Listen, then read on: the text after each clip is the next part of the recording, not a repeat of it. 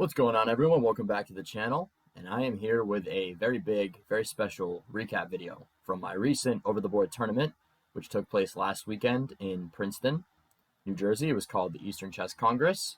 Now, my goal going in was to try to break 2000 USCF, which has been my goal for a long time, and also to try to win the tournament. And as you can see by the title, I was successful in doing at least one of those things, but how I actually did overall, we will get to. Now, a little bit of background. I had one very successful tournament post-pandemic back in May. I managed to go from 1900 to 1983. Had a decent tournament in the World Open, not the best. Saw me go up a little bit more, and I was very close to 2000, but ever since I've just been playing tournaments at the Marshall Chess Club in New York, and those tournaments have not been that successful, and I've been floating around the mid-1900s for a while. So I was really looking to perform well in this one and kind of get over that hump.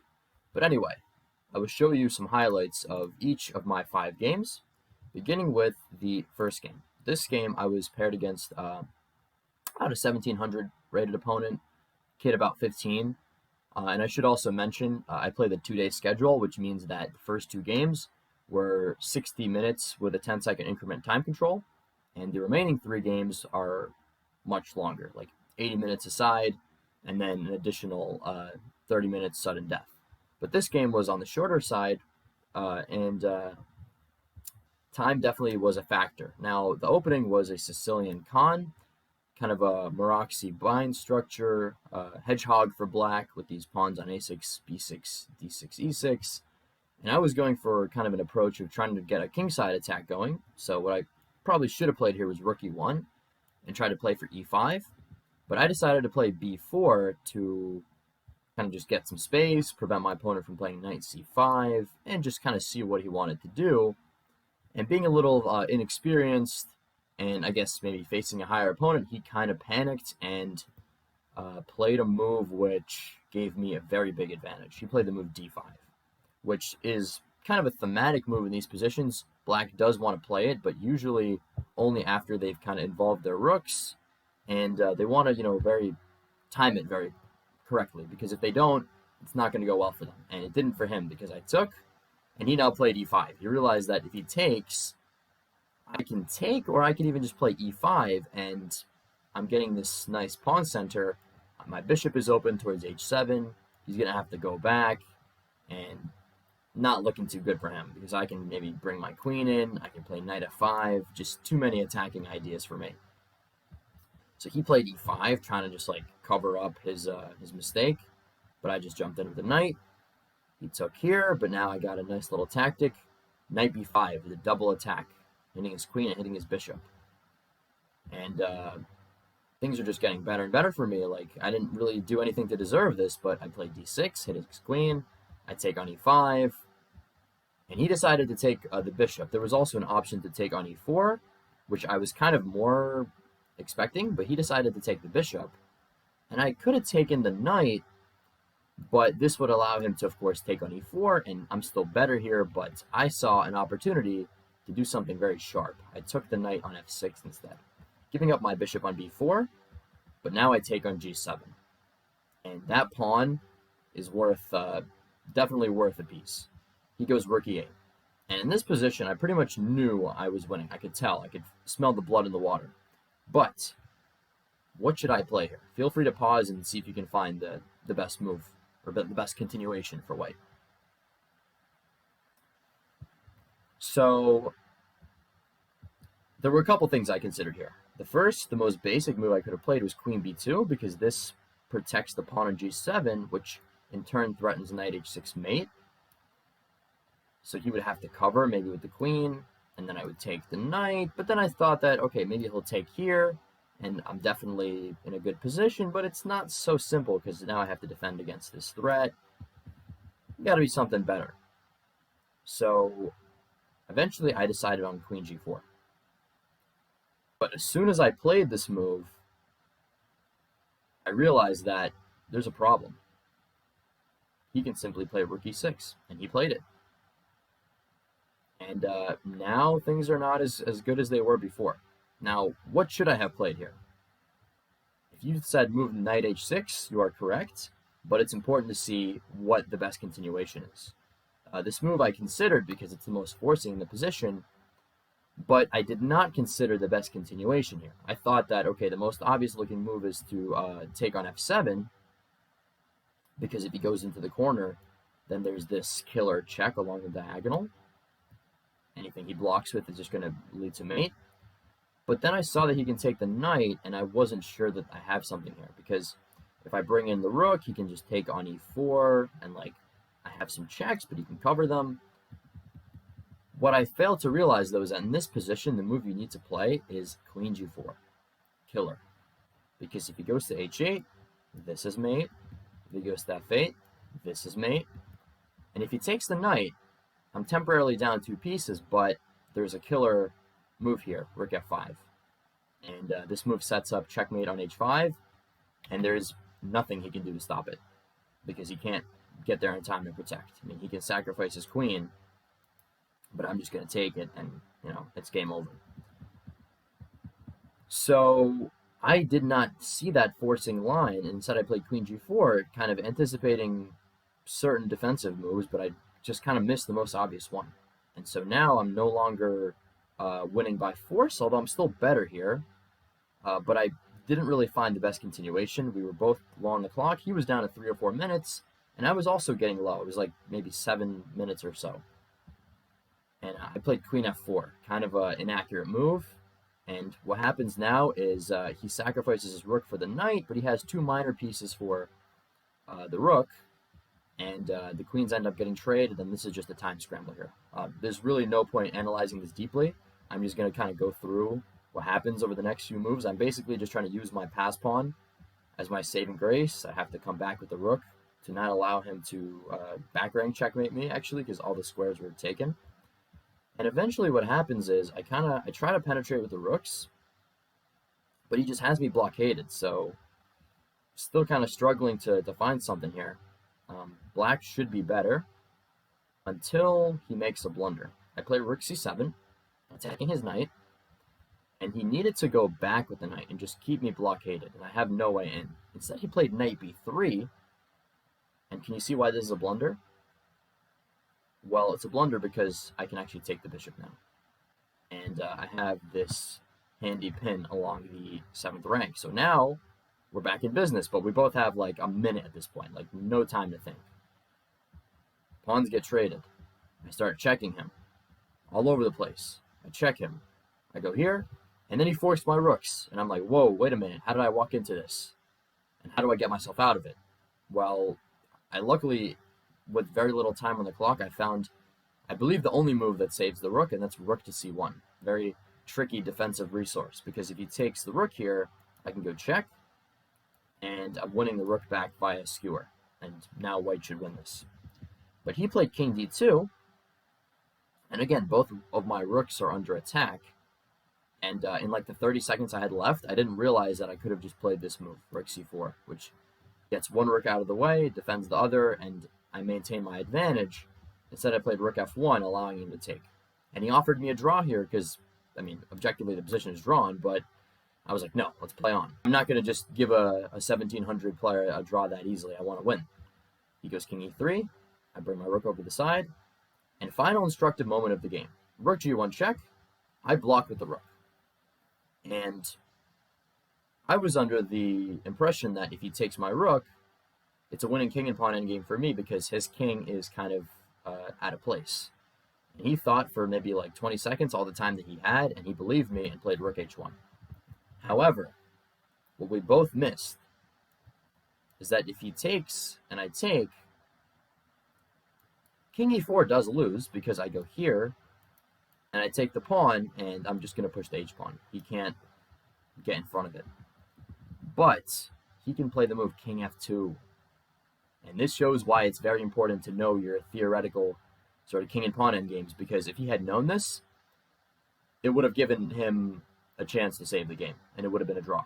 Because at this point, there's nothing I can do. I go for his pawn, we both take, and it's just a draw. But because he didn't know that, he moved his rook, and I took his pawn, and now, even though it's the outside pawn, it's now winning for me. because I'm just going to keep pushing the pawn into the corner, and eventually he's going to have to give up his rook for it. And actually, in this position, he had only 10 seconds. He was trying to figure out what to do, and he flagged. He just ran out of time. So that was a very wild first round win. It could have been and should have been a lot smoother. I was on the verge of checkmate. It was actually like a forced mate in 7, but I just didn't find the best continuation. And luckily for me, I was able to still kind of outplay him in that very imbalanced endgame. So that was round 1. Moving on to round 2. So round 2, I'm up against a kid who was only rated about 1600, but I saw that he beat someone in the first round who was like 18 or 1900. So I'm like, all right, this kid is obviously underrated. I'm not going to take him lightly. And he definitely played well, but he showed a little bit of inexperience. But we're going to pick up the game in this position. It was a King's Indian, pretty sharp stuff. In this position, I played h5. I was trying to go for some kingside play, trying to get some kind of an attack. But I missed that he can take my bishop and then play g3. And then I realized, wait a minute, my knight is actually trapped because it has nowhere to go. I mean, it has one check, but he will then just play king g2, and it's kind of just cut off. He can't go back to g5 because he'll take. So in this point, I was already somewhat low on the clock, but in this critical moment, I spent some time because I saw a way that I can force things into like a kind of a drawn territory, and I wasn't sure if I should go for it because I obviously want to win the game. But eventually, I didn't really see anything better, and so I went for this interesting tactical sequence. I took the rook, gave a check, and now it looks like I'm losing the knight, right, because it has nowhere to go. But now, rook takes knight. King takes, check. Very important check because it's a discovered attack on the rook. He has to go back. I take the rook. He takes the knight. And despite all those fireworks, it's still just an equal position. I mean, it's queen, bishop, and 6 pawns each. And I was just hoping maybe I can imbalance it to some degree and create some winning chances. But he plays queen a2, smart move, trying to take the open a file. But he allows me to play h4. And this is my final hope. I play h3 check, put his king on f1, and just hoping that I can use the fact that this pawn is here to kind of like create some kind of an attack. I play queen a8.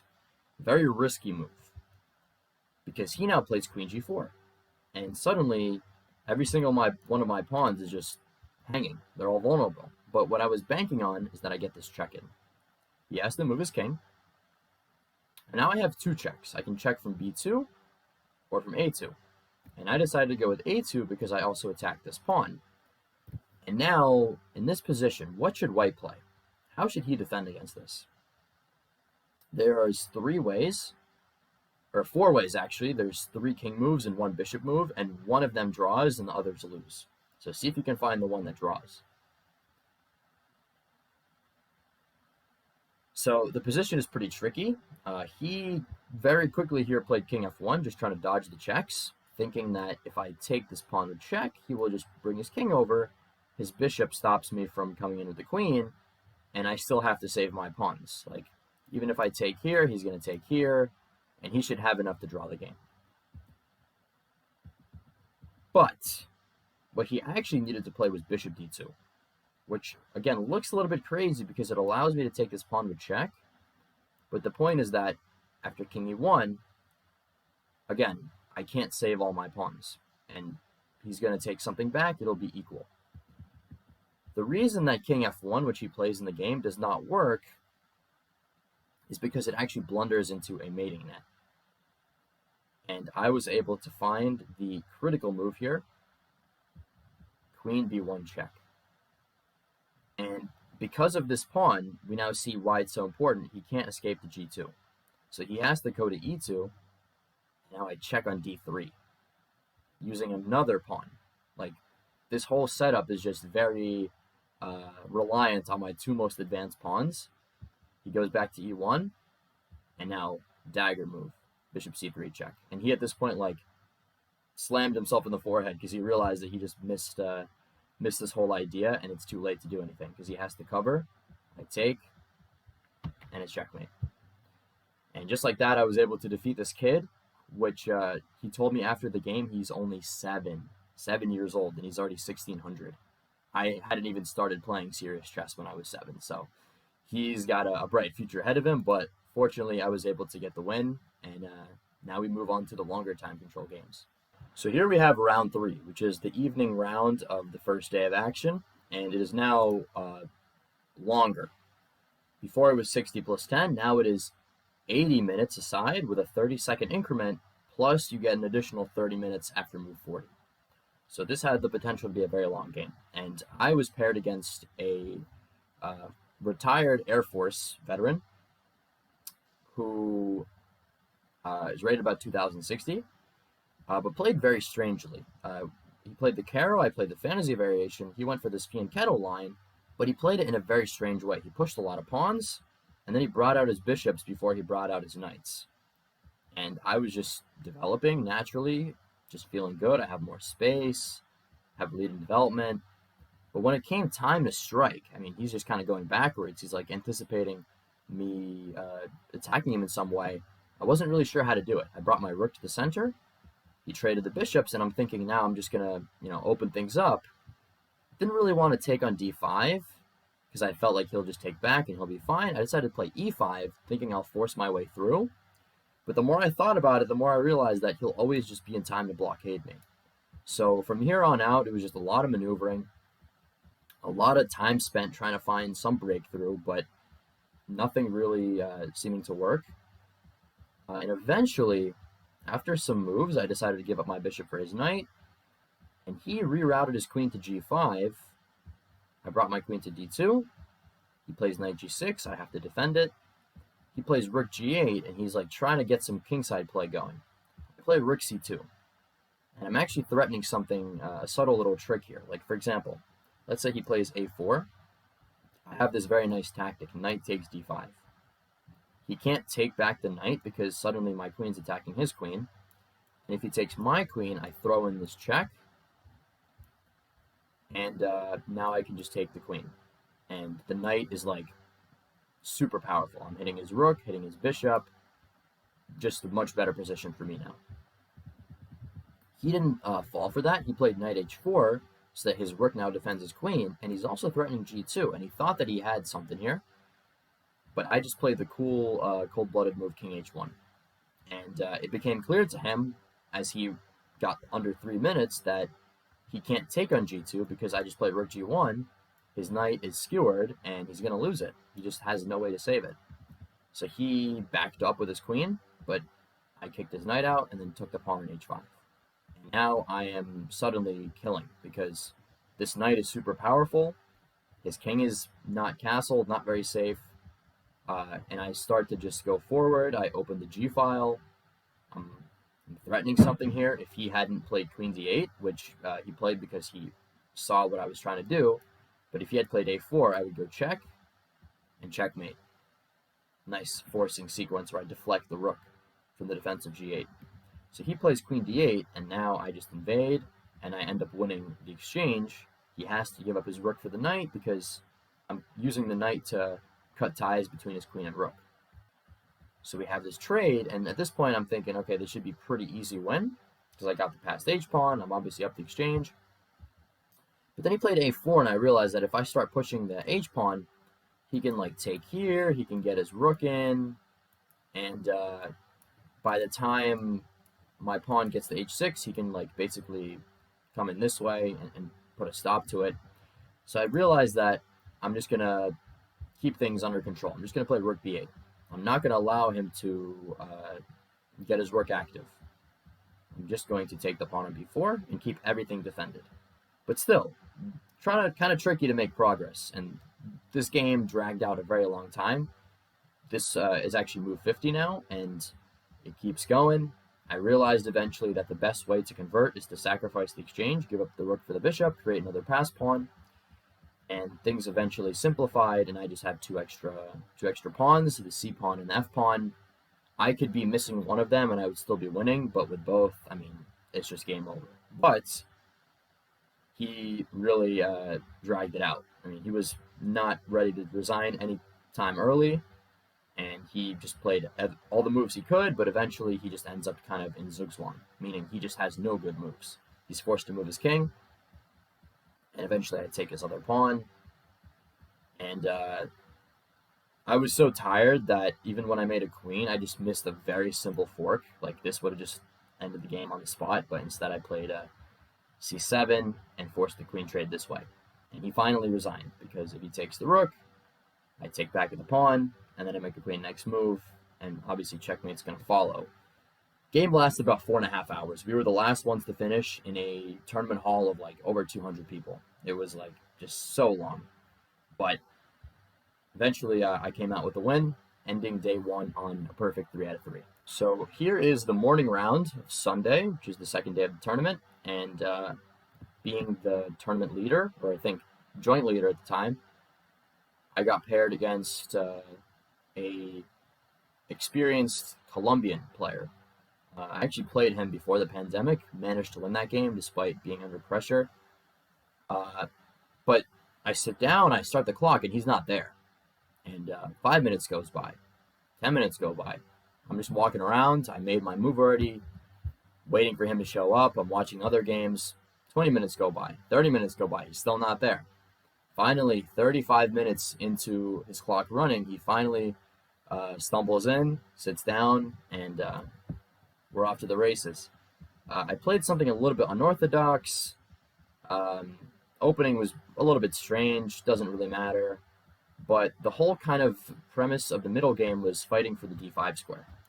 He was trying to push d5, and I was trying to stop him. So I played knight to d5, and we have this weird sequence of trades where we trade some pair of knights and bishops. And at this point, I knew that to prevent him from playing d5, I would have to play c4 at some moment. It's just kind of inevitable. And maybe I should have played it here, but I decided to reroute my knight first. I felt like it would be better on d4, so I put it there. But then he plays c5, and I realized that if I go to b5 now, he can take and play d5, and that is mission accomplished for him, because if he's able to crack open my center and kind of open things up, he'll be doing pretty well. So I couldn't allow that. I brought my knight back. He plays bishop c6, and now c4, which is strategically a little bit questionable, because you don't really want to put your pawns on the same color square as your bishop, and my bishop now like just has nothing to do. It can't get out. Like, ideally I would want it to be on dark squares to kind of complement the pawns, but just didn't have the opportunity to do that. So here he plays knight d7, and I decided to go after his bishop. And he played this interesting move, king c7, so that if I take and take on a7, he goes here and the queen is trapped. Instead, I played g3, got my bishop to g2, kicked his knight out, played rook e1, and he plays g5. And this position, like, we were both thinking is pretty equal, because I have the bishop, but he can always put his knight on d4. But because he delayed it, I saw an opportunity to do something very interesting here. It's white to move. Pause and see if you can find a move that will take this game into very sharp waters. So the move I thought about for a few minutes and ended up playing, e5. A move that doesn't seem like it should be possible, because I'm pushing a pawn to a square that is guarded 4 times. But the idea is that if he takes, I take his rook, take his knight, and then take back. And I saw this position, I thought, pretty good for me, because everything's open. His king is pretty exposed. Now, like, with best play, he should be fine if he just puts his queen on f7. Like, yes, his king is open, but my king isn't exactly that safe either. However, he played knight d4, which I was happy to see, because now I play e6, and he can't take my pawn, because then I can just play f5, and knight is pinned. I'm going to win it. So he took, attacked my bishop, brought his rook to g4. And at this point, I knew that I wanted to sacrifice my rook for the knight, and I decided that it was time. So this was another idea that I saw, queen a5 check, and sacrifice the queen, and then give up the bishop, promote. But then I saw this endgame, and I thought, two rooks versus rook and knight, but this pawn is going to be hard to defend. Didn't seem clear to me. So I sacrificed the rook for the knight here, and then played queen f3. And my idea is I'm hitting the rook, and I'm also hitting the pawn on b7, which if I take it, his king is going to have very little safety. He plays f5 here to defend his rook, which actually wasn't the best move. He needed to play rook g8 and try to get counterplay along the g-file, but he missed it. He played f5, I take, and now he played kind of an interesting move, d5. He sacrifices a pawn to get his queen active, thinking that he'll get good counterplay, but his king just proved to be too exposed. I back up with the queen, and I get to e5. And now I can't take the rook right away because my own rook would be hanging. And what I maybe should have played here was e7, but I decided to just get his queen out of there, force his queen to go back. He actually almost blundered the game. He could have lost in one move. He picked up his queen and was about to drop it on a5, but he realized that it loses to this move, discovered attack. King takes, and I pick up the queen. So luckily for him, he realized just in time and moved his queen back to e7. But still, I mean, his king is just too exposed and my bishop is too powerful. I take, I bring my bishop back, and now I'm lined up this killer threat. I'm trying to go to a8.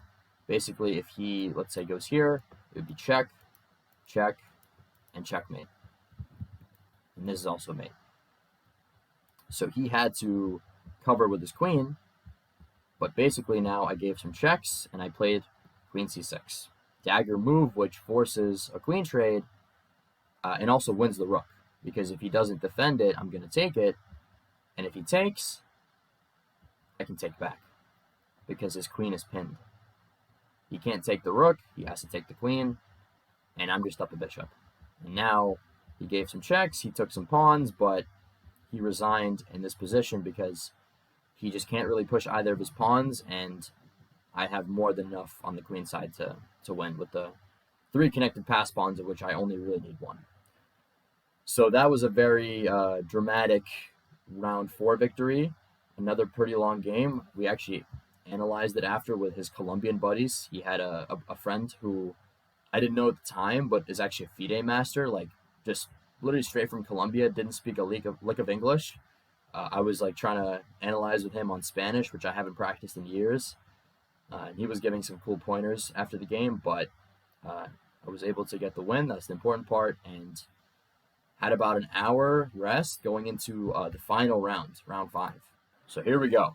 I have just enough time to eat lunch and show up for the final round. I'm the only person on 4 out of 4 in the section, which means that I can draw the game to be assured at least a tie for first, but obviously I still want to win. And I'm playing against a pretty experienced expert, over 2,000 for many years. He plays d4, and I play my usual d6.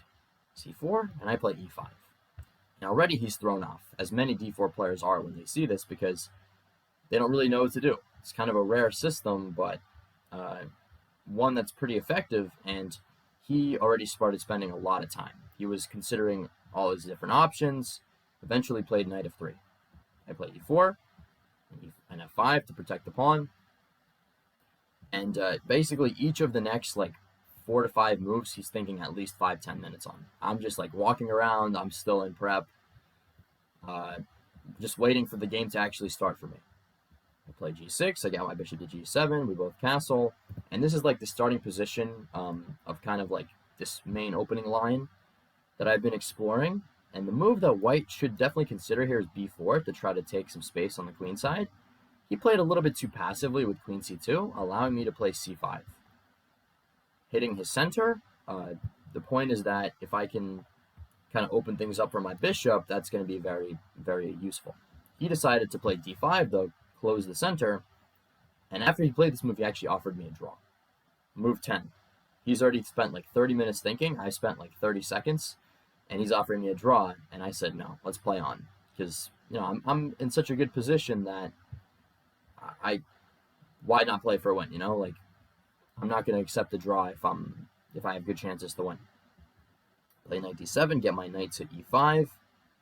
He plays e4, and at this point, this is really where I started thinking, because I felt like I had so many options. I can take the bishop. I can take the pawn on e4. I can do all kinds of things, but I decided to play f4. Kind of like locking him with this light square pawn structure. Kind of a bad bishop, nowhere good to put the knight. Like, already very tough position for white to play, because he's not very well coordinated. And I'm starting to push my pawns in the king side and trying to go for an attack. And at every point, basically, I had a lot of options. Like, there were a lot of things I was considering. I'm not going to show you all of them because it would just take too long, but ended up making this trade. Pretty happy with my position. I got my queen to f6, and then I get it to h6, and I'm hoping to push the pawns and create some kind of a killer attack. He plays knight f2, covering the g4 square. And I play bishop d7 just to develop another piece. You know, the fact that the rooks are connected is always going to be useful. He plays bishop c3, and I think, okay, queen h4, and I'm finally ready to play g4, and then g3, and checkmate is coming, right? Well, it's not that simple, because he finds this nice defensive move, bishop e1. And I realize that if I play g4 now, he can actually take, because he has this discovered attack on my queen. So I back up. He goes back. He's not opposed to repeating, because he is playing for a draw anyway. I play queen g6. He plays queen d1. And I think somewhere around this point, he saw me thinking for a while and offered me a draw again. But I was still determined to find a way to win this game, because I feel like my position is just so good. I play king h8, which is not that useful of a move. He attacks me, and then he goes back. And at some point, maybe I had a chance to play g4, but I felt like he always had it covered. So I was just trying to get all my pieces into the game. I played b6, and it was kind of just a waiting move. I was just like trying to improve the position in a way where I'm just kind of baiting him to see if he'll make a mistake, because we both had pretty low time. Like, we're 26 moves in at this point, and we each have like 10 minutes left or less. So not ideal. He plays b3 though, and this to me looked like a bad move, because he's leaving his bishop on c3 without a defender. So I pounced on it by playing f3. Pawn sacrifice. Now what he should have done is he should have taken by pawn, which I guess we both thought was not good for white, because it kind of weakens the king. And I thought that I can just get in here, and I thought, like, this is pretty good for me because I have a lot of pressure against the h2 pawn. Maybe I can maneuver the knight to f4. Engine says that white is fine here. Maybe it's right, but it's definitely right that after bishop takes, white is in big trouble, because now I play g4. And it turns out that he can't take the pawn, even though he's attacking it 3 times, because, again, his bishop is undefended on c3. Why does that matter? Because if he takes, I take, he takes, and at the end the bishop drops. And if we try to reverse the order and first take the bishop, well, now the queen defends the bishop on g4. Everything just works out for me, no matter how you turn it. So he had to go back with the bishop. And now what would you play? There's basically 2 good moves here. I saw the more fancy one, but decided to just go with the simpler one. The fancier one was rook takes f2, sacrificing the rook for the knight, and then playing g3. But I saw that he can block via bishop h5, and if I take the rook, he takes my rook, and like, I get 2 pieces for the rook. But what I didn't realize is that I have an absolute devastating move here, bishop g4. And this hits the queen and the bishop, and he can't take because this is mate. And if he can't take, then he's going to have to move his queen, and then I'm going to take, and again I'm threatening mate. Rook is hanging. Very bad for white. Instead, I just went with a simple g3. He blocks the h-file. I take, he takes. And again here I missed like a little bit smoother way to win, but I ended up just taking the bishop. He took the pawn. But now I have knight g4. It was actually a mistake on his part. He should have played the move like maybe queen e2 or something, although to be honest, like, there's not much white can do at this point. Like, the bishop and knight in return for the rook, plus the passed pawn on f2, enough for me to win. So he takes, and he maybe thought that here I would have to take by queen, but I take by king, and he's staring at this position, realizing that he's busted because I'm threatening both queen takes h2 checkmate and knight takes f2. What a terrible arrow. There we go. Knight takes f2 with a fork between king and queen. And the only way he could have defended was with queen g1, which covers the h2 pawn and the rook. But after this, I mean, he's down a piece, and he was suffering all game. He was defending without much hope, so he decided to just resign. And in this position, which meant that I finished with a perfect 5 out of 5. Very successful tournament indeed. Kind of not the most deserved, I felt like, because as you kind of saw, there were a lot of moments where I could have maybe calculated better, found better moves. My opponents were making mistakes in some critical moments, but at the end of the day, sometimes you have to have a little bit of luck on your side to win a tournament, and this result means I finally break 2,000, which has been, again, my goal for a very long time, and pick up a little bit of prize money along the way, which is always nice. So yeah, that's all. I hope you enjoyed. I will be coming back with more instructive videos in the future, but it feels good to just get this recap out. It's been a long time. But that's all for this video. Stay tuned for more.